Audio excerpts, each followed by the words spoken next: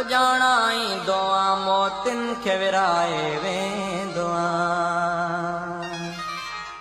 सिंध जो बीजल जंहिंजे आलाप में इनकलाब जी खुशबू हौसलो उम्मीद ऐं जुरत समायल हुई सॼी सिंध अंदरि झर जंग हर हंधि इंतहाई उकीर सां ॿुधो वेंदड़ आवाज़ सरमद सिंधीअ जो आहे जेको अॼु बि वॾे चाह सां ॿुधो वञे थो जंहिं रुगो इश्क ऐं इनकलाब खे ॻायो जे जीवन तो में सिंध ना पो मुंहिंजी तोखां दूरी आ जे जीवन तो में सिंध ना पो मुंहिंजी तोखां दूरी आ जीवन जीवन आहे छा जित जेल ज़हर ऐं सूलिया जित जेल ज़हर ऐं सूलिया जंहिंमें मज़लूम मिस्कीन बेसहारा अरडन खुददार सरकश माण्हुनि जी दर्द कथा समायल आहे पहिरें पंध पहुची बि हू सिंधियुनि खे मान ॾींदो हुयो हू धरती जो यगानो आशिक हुयो जंहिंजी सोच अमल में सिंध परस्ती इंसान परस्ती समायल हुई सिंध अंदरि क़ौम परस्ती जी सियासत जे उरूज वारे सफ़र में सरमद जो किरदार बि सभिनी खां ॻरो ऐं अॻभरो रहियो हू क़ौमी जलसनि जुलूसनि रैलियुनि में पहुची अवाम में गायकी वसीले रूह फूकींदो हुयो जेका ताज़गी जोश जज़्बो लीडरनि जे तक़रीरुनि सां पैदा न थी सघंदी हुई उहो कमु सरमद जी आलाप सां पैदा थींदो हुयो उथो उथो उथो उथो हो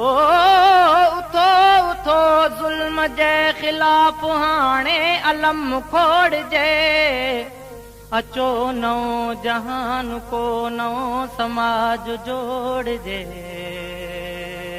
भिटाई जी शाइरी जे सिटनि जहिड़ो सरमद जो किरदार हुयो हू क़ौमी रागी सां गॾु हिकु सूफ़ी मिज़ाज रखंदड़ धरतीअ जो अलस्ती फ़क़ीर हुयो को फ़र्क़ु न रखंदड़ बराबरी जे बुनियाद ते जीअं में जायूं ॾींदड़ खावड़ी इंसान हुयो बबरलो में जनम वठंदड़ अब्दुर्रहमान मुग़ल खे सिंध सां मोहबत जे एज़ाज़ में क़ौम सरमद सिंधीअ जो लक़ब ॾिनो सरमद सिंध जो उहो सबाझड़ो ऐं सधोरो पुटु हुयो जंहिं धरतीअ माउ सां थञ निभाई साह जे आख़िरी हिचकी ताईं सिंध अमर सां वफ़ा जो नग़मो झूंगारींदो रहियो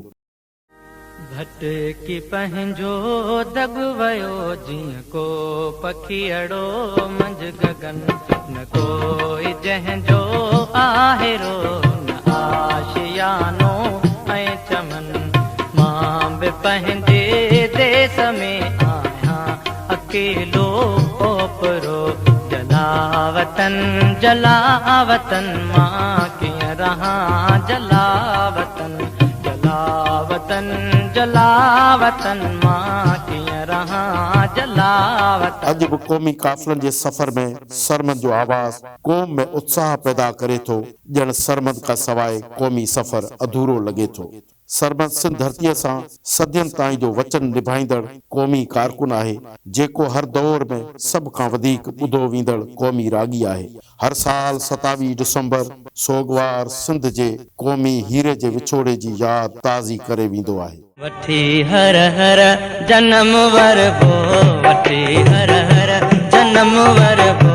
मिठा मेहरान में मिलबो ख़त्म ऊंदा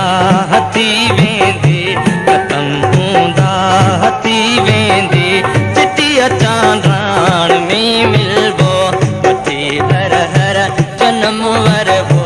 वठी हर हर जनम वरबो मिठा मेहरान में मिलबो ख़त्म ऊंदा हथी